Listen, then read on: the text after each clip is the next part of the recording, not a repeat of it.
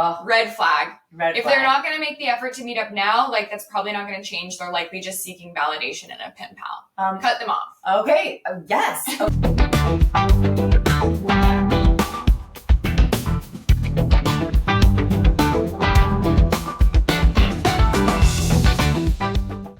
Hello, YouTube friends. Ooh, we have a juicy topic today, which is red flags. Red flags in dating for both men and women. What do you look out for? I have my good friend Blaine Anderson here. Hello. Okay, so let me brag about her first before we get into the red flags. By the way, as I'm reading this, I want you to think about what you think the red flags are that we're going to identify. Okay, Blaine Anderson, founder and CEO of Dating by Blaine. Blaine helps men build confidence, learn to authentically market themselves, and date awesome women through her online courses and one-on-one coaching. She's been featured in Forbes, New York Times, Wall Street Journal, and on Shark Tank. It's so good. And some of her original research around creepiness has been published in Psychology Today. So we're going to talk about creepiness in another video on flirting. So be sure to go check that one out. It's going to be on the channel. But today we're talking about red flags. Yeah. So first of all, what is a red flag and how do you know to spot them? Yeah, so a red flag can vary from something small to something much larger, but it's essentially an indication that something is not quite aligned between you and the person you are dating. Okay, so I think that red flags are really important because typically I find that all of my students, they'll feel like an intuitive pang or a hit that something is not right, but they don't put a word to it. So they're like, I'll ignore it.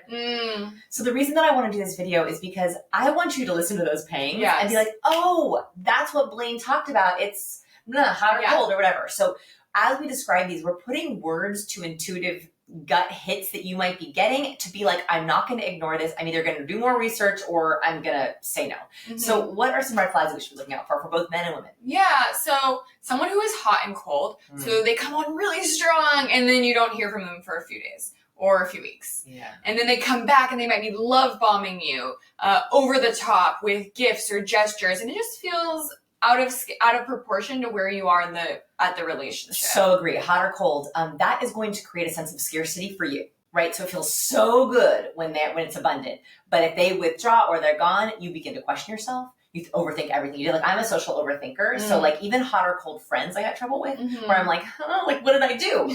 And so that's going to create scarcity for you and insecurity. And if it's happening in the beginning of a relationship, it's not going to get better. It's probably not going to get better. Okay, next one. So someone who only comes around when they want physicality or sex. Yeah. That means they're not seeing you for who you are. No. Another one. Someone who pulls back when you get closer. So you feel like the relationship is developing and you're starting to share. And when you cross that bridge of feeling like you've made progress, then they pull back. Ooh. Yes. Okay. So I think this is actually avoidant attachment. So I'm a formerly avoidant attached person. I became secure through my marriage. So in dating, that was, I think, more of my pattern. Like I pull back. So one thing that you could think about if you want to dive a little bit deeper is knowing attachment styles: avoidant, anxious, secure, and then avoidant, anxious, avoidant. I think one of my red flags I can add in on top of that is making sure that you don't have someone who's a really bad attachment for you. Yes. Right? Like, if I was avoidant and I dated another avoidant, we would never see each other. Like, that would not work. It would not work. And so my husband was secure at the time, so he made me more secure. So kind of deeper red flag is knowing what your attachment style is and knowing if you're going to like really butt heads with someone else. That's one of my red flags. Yeah. Another red flag, someone who is critical of your friends and family and tries to separate you from them or pit you against them. Yes. Okay, so that's a really good one. I'm going to piggyback on that one with another red flag. This happened to me when I was dating, is if someone overly mentions someone in their family all the time. And I share this because it can indicate a weird attachment for them in their life that you're going to be always competitive with. So like, for example, if someone's constantly mentioning their ex, like just constantly bringing up their ex, and you're like, is it an ex? Like, are we done? Right? That you're going to have trouble. If they're already mentioned at the beginning of the relationship, it might still be a problem. I'm not saying it's a red flag to end the relationship, but it's something to like watch out for. Yeah.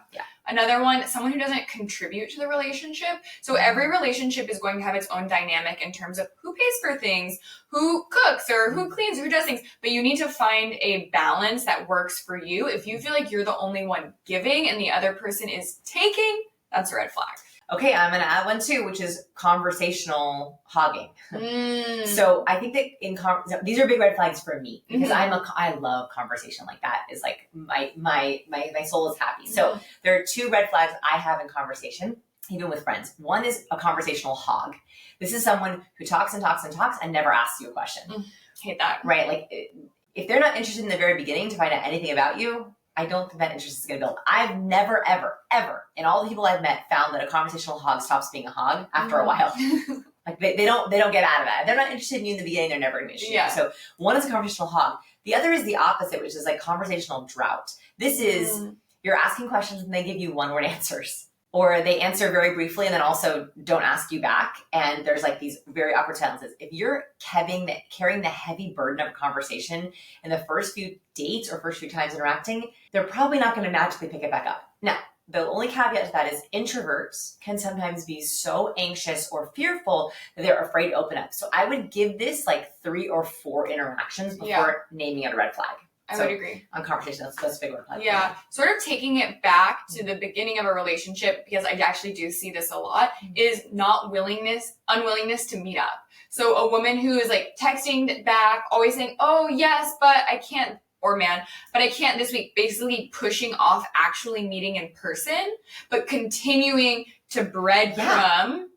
Red flag. If they're not going to make the effort to meet up now, like that's probably not going to change. They're likely just seeking validation in a pen pal. Cut them off. Okay. Yes. Okay. So this is my last question. Did I miss any red flags? No, I think that's all of them. Yeah. Okay. So you see a red flag. What do you do? So it depends at the stage of the relationship you are at. Sometimes there are red flags, like this person makes you feel bad about yourself or is trying to cut you off from friends and family. It's time to just walk away and end it. They probably aren't going to change very much. I think you can someone can change about 10% in either direction, but you're not going to change someone completely. Good point. But also, you don't just want to, write everyone off when you see a red flag. There's some things like maybe they aren't texting you much between dates and you feel insecure. You can communicate about that and see if they can meet you where you need to be or hear where you're coming from and then make the necessary changes. So not every red flag is an immediate pull the ripcord and get out of there. And you'll notice none of the red flags we mentioned, this is why I'm so glad you brought that up, were like differences of opinion. Yeah. Differences in status, differences in lifestyle, differences in hobby. Those are not red flags. No. In fact, those are invitations to communicate more. My husband and I are radically different in some ways and very similar in others. So none of the red flags are about differences. Those can be communicated. These are much more about the type of person, if they're going to give you a secure attachment, they're going to make you feel loved, or they're going to create some sort of scarcity or doubt or not going to be able to and be a good partner to you. Yeah.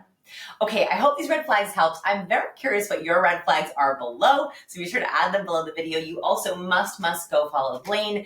She does a ton of videos. This is like this much of the kind of red flags that you talk about all the time. And so please go give her a follow. We also are going to link to her courses and her one-on-one coaching below. And thank you so much for being here. Thanks for watching.